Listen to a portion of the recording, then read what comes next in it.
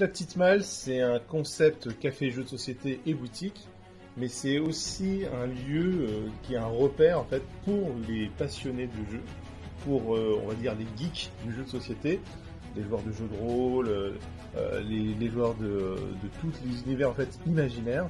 Et c'est aussi un lieu de rencontre. En fait, on est là pour rencontrer d'autres passionnés, rencontrer d'autres personnes et créer des liens sociaux, mais aussi ludiques.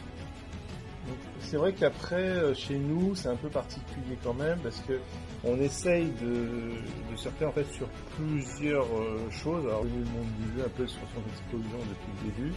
Et l'idée, c'est justement, c'est essayer de conserver cet état d'esprit qu'il y avait au départ, c'est-à-dire un endroit où on peut découvrir des jeux qui sont des coups de cœur, un peu comme une sorte de libraire de jeux de société, où en fait on va venir découvrir des jeux. Donc la démarche, c'est que les personnes qui rentrent vont dire mais qu'est-ce que je vais y découvrir, donc qu'est-ce qu'on va avoir comme jeu, qu'est-ce qu'on va me conseiller, et sortir un peu des sentiers battus, des classiques forcément, mais aussi de toujours privilégier le coup de cœur. C'est-à-dire qu'en fait ce jeu-là me plaît principalement.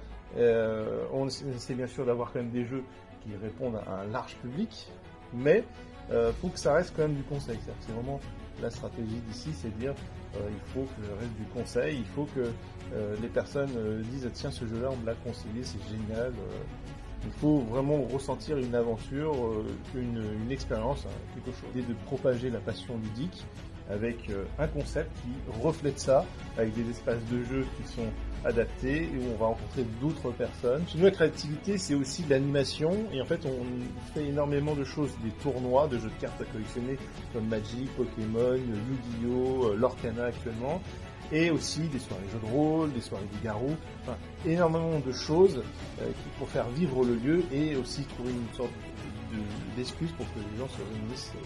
Chez nous, si on avait deux jeux à conseiller, principalement, ça serait Codename et Dark Castle. Dark Castle, c'est en fait une passerelle pour le jeu de rôle et le jeu de société. On joue un jeu d'aventure, en fait, on prend tous ensemble contre le plateau de jeu.